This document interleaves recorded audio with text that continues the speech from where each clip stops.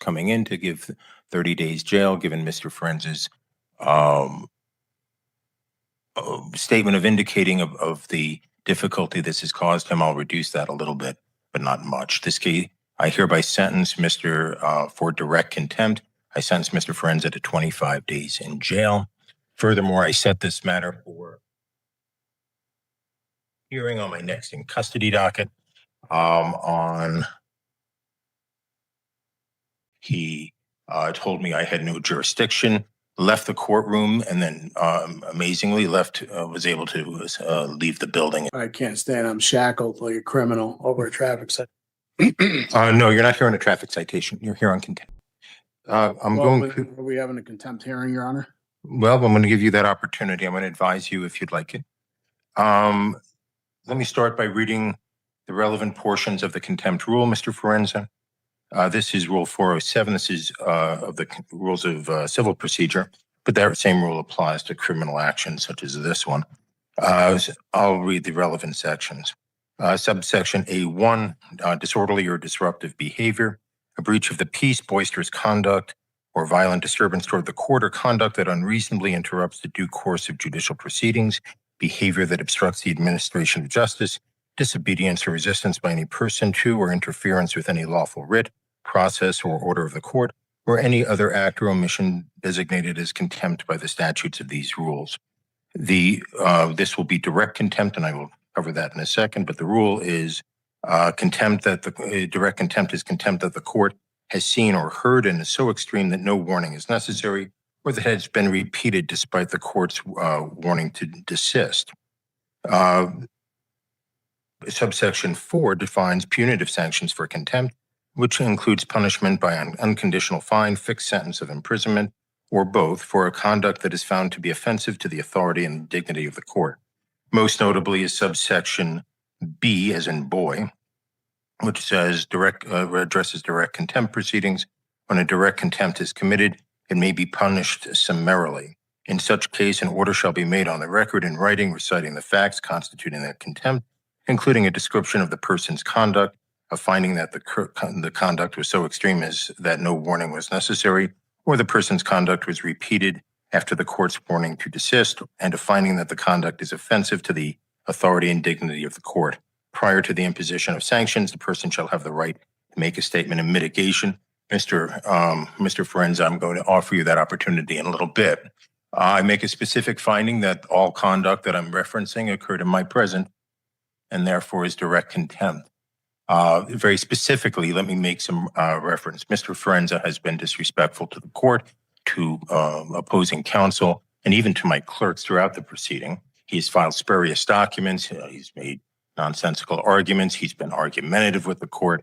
But I was willing to let all of that go so we could try the matter. On the day of trial, which I believe is November 24th, Mr. Ferenza appeared on time, but stayed in the gallery along with who I believe is his wife. I repeatedly, at least 3 times, but perhaps 4 or 5, told him to approach the court, to cross the bar and sit at table so we could address the trial. Mr. Ferenza failed to do so in my direct presence. He told me I had no jurisdiction, left the courtroom, and then amazingly was able to leave the building as well. In any event, he has not returned since November 24th, other than a few pleadings that I'm guessing were filed that day or the day before. I've had no interaction with this case since November 24th. I make a finding that Mr. Ferenza was under an order to perform, that is to come to the table. He refused to perform in accordance with that order, and even though he had the ability to perform, obviously he was mobile, he was able to make it into the courtroom and then, of course, make it out. He was repeatedly warned, and I note that. I gave him multiple opportunities to approach, and he disregarded all of them. I make a specific finding that I find Mr. Ferenza's conduct to be offensive to the authority and dignity of the court. I make a specific finding that he engaged in misbehavior that rises to the level of obstruction of justice. The behavior happened in my presence. The conduct was intentional and willful, and these actions seriously affronted and disrupted the administration of justice. In that regard, I will note that I went and met with the 30 or so jurors who had appeared for the trial. that Mr. Forenza simply blew off. I had to explain why that happened, and I had to waste all of their time. I also wasted the time of the witnesses. Mr. Forenza, I didn't waste anybody. Mr. Forenza also wasted the time not only of the jurors, but of the witnesses, counsel, the court, and everyone else. The court finds him in direct contempt. I made a similar record on the morning of trial, but Mr. Forenza had bolted from the courtroom, and therefore I find he was not advised at that time, so at least not in any significant way. And I hereby advise him. I am considering a jail term for the contempt unrelated to the underlying charges, Mr. Forenza. I'm going to offer you some opportunities of how you want to proceed. First, if you wish, you can make the statement of mitigation right now, if you wish to. If you do not wish to, if you wish to consult with counsel, I will give you time to hire your own counsel, but you will remain in custody during the interim. I would even be open to the appointment of counsel if you believe you are indigent. In fact, I would appoint counsel if you were indigent. How would you like to proceed? And if you'd like a few moments to think about that, I'm fine with that. Is that the only option is how I like to proceed, or can I make a statement? Right. So I'm offering you option one and options 2 and 2A. Option 2A and 2B. Option 1 is you can make your statement of mitigation right now, right? And without counsel, the only person in the room other than court staff and the deputy is Mr. McCall. We are live streaming. You can make that. If you'd prefer, you can contact an attorney, and I will set this over for a time where you can make the argument through an attorney. Or appoint, that's 2A. And then 2B, if you believe you're indigent, I will appoint counsel. Could you explain indigent? I'm sorry. You meet the guidelines, you're in custody. And so I can appoint alternate defense counsel to represent you in the contempt proceeding if you are indigent. The actual language is in a Supreme Court guidance, which says Colorado, I'll just read it to you. Colorado Rules of Civil Procedure 107 and 407 provide for the appointment of counsel to an indigent person cited for contempt where a jail sentence is contemplated. I am contemplating a jail sentence, Mr. Forenza. If the court appoints private counsel to prosecute a contempt action, which is not applicable here, or to represent an indigent party for contempt charges, that is relevant here, the judicial department will pay for counsel, as there is no statutory authority for the public defender or alternate defense counsel to represent clients for the sole purpose of contempt. But to qualify, you would have to be indigent, which means you would fit below the guidelines for public defender representation. If you wish, I can print those guidelines out for you. Don't want to be represented.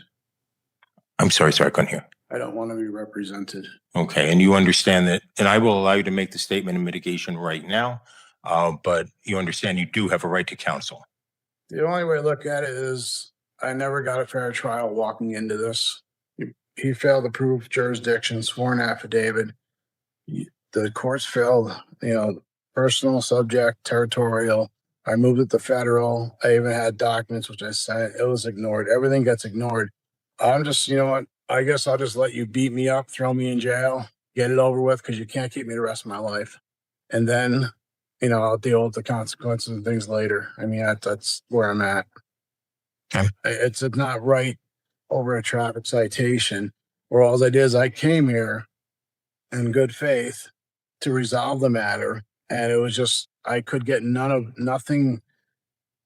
There's no nature and cause of there. There's no sworn affidavit for me to even move forward on. And this court can't move forward on. That's all I asked for.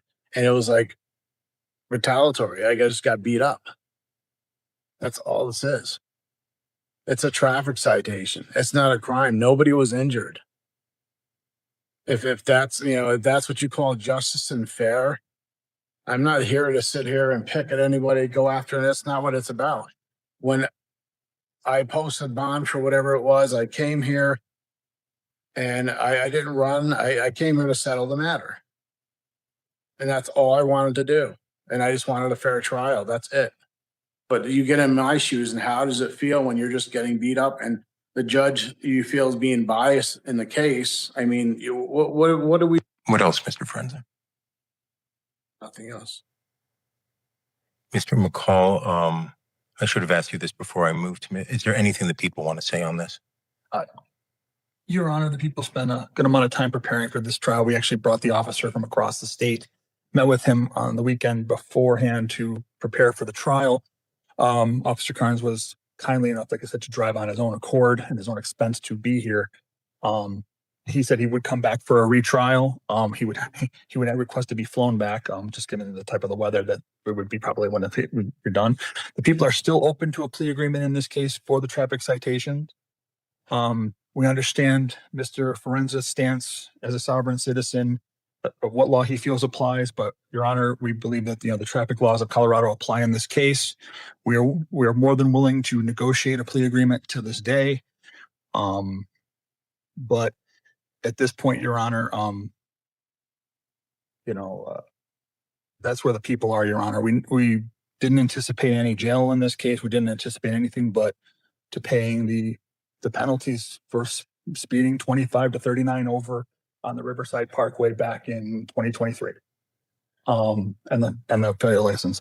Your Honor, the speeding ticket, I would even reduce it to 20 to 24 over to keep it in it as a traffic infraction. On the contempt. On the contempt, Your Honor. Your Honor, it's been an interesting case for me. I've never had a case that have gone this long with kind of like the lack of being able to move forward. I've never been personally federally attempted to be sued in any case based upon a fee schedule. It finds it interesting that Mr. Forenza believes that contract law applies in this case, but only one way, his contract law. The issue here, Your Honor, on contempt, the people expended a lot of time on this case for a very minor case. I do not like putting someone in jail in this situation. I just don't know if Mr. Forenza will ever show up to a trial again in this case, for this case, or any case. He's done, a day or so in jail. I'm not, anything else you want to say? No, Your Honor. The people are, that's all the people are going to say. Mr. Forenza, I meant to ask Mr. McCall to make that statement before your statement. I forgot. If you'd like to make a statement to address anything he said, I'm happy to hear more. Yes, I mean, I just object. I did, like I said, I came in good faith to settle the matter. And I tried. So it's not like I'm going to skip down to that. That's not what it was. Because if I did that, I would skip down. Now, I didn't do that.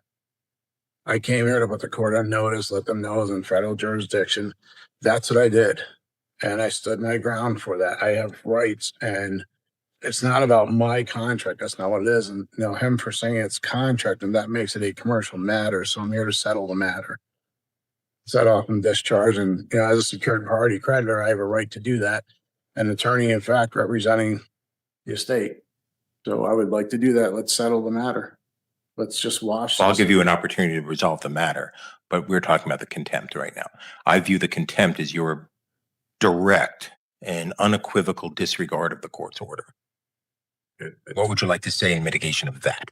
Your Honor, it's not. Like I said before, it has nothing to do with that. I wanted to settle the matter, and I feel like I'm running in circles, nowhere to turn. But who do I have to turn to? I'm trying to get this resolved. Coming into court and hoping in good faith that you do the right thing, and it just didn't seem like it was going that way. And I've never gotten any response to anything I've ever submitted, and that's what makes it hard. So, how do you react to that? I mean, what do you do? Me, my situation, I'm scared. Okay, well, I have, torture cuffs and sitting here over a traffic citation. Missed my daughter's birthday yesterday. Anything else, Mr. No. Prince? Okay. Court finds the underlying offense can be resolved.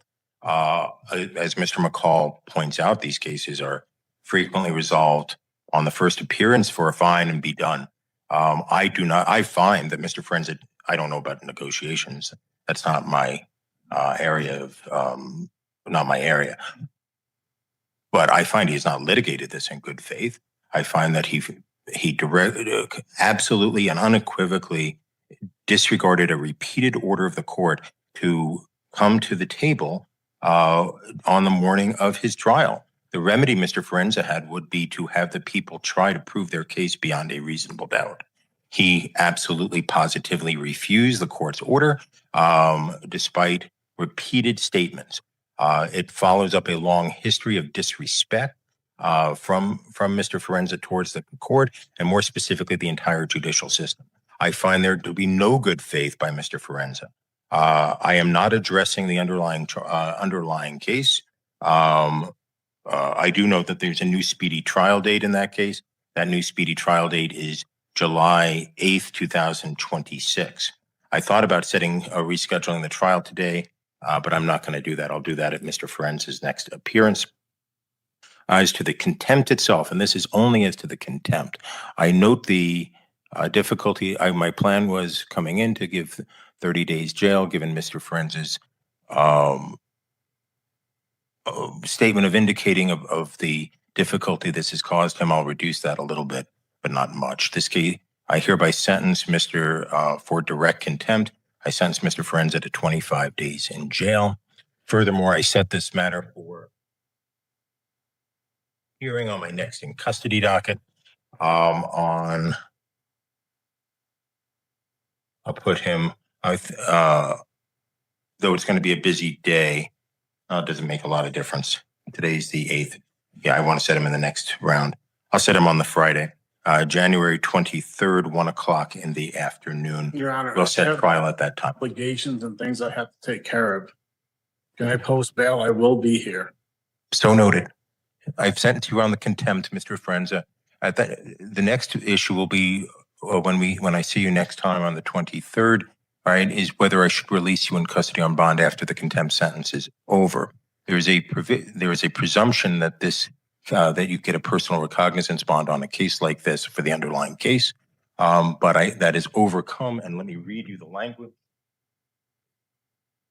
because this is what you will have to address. I would recommend that you consider counsel. I have recommended that before. You have disregarded me, and that is in so many other things. The specific provision that is of concern to me, again, there's a presumptive personal recognizance bond. The arrested person has no ties to the jurisdiction of the court, reasonably sufficient to assure his or her appearance, and there's a substantial likelihood that he or she will fail to appear for trial if released upon his own personal recognizance. I will address the bond issue if you wish. The people are on notice that I'm open to bond, but Mr. Forenza will not be released until the 25 days. I feel like this is just retaliation more. And this is what I was afraid of at trial, Your Honor. It's contempt, Mr. What I was afraid of. But I wasn't in contempt. I showed in good faith. Okay. I didn't disrespect. I spoke the bare minimum just about jurisdiction. So everything you're saying is that's, your assumption. That didn't happen. I didn't. Have a good day, Mr. Forenza. I have obligations. Okay, you'll be able to address them upon release. Thank you. How am I going to do that here? I have obligations on the outside that I have to do. Right. You'll be able to address those after your sentence is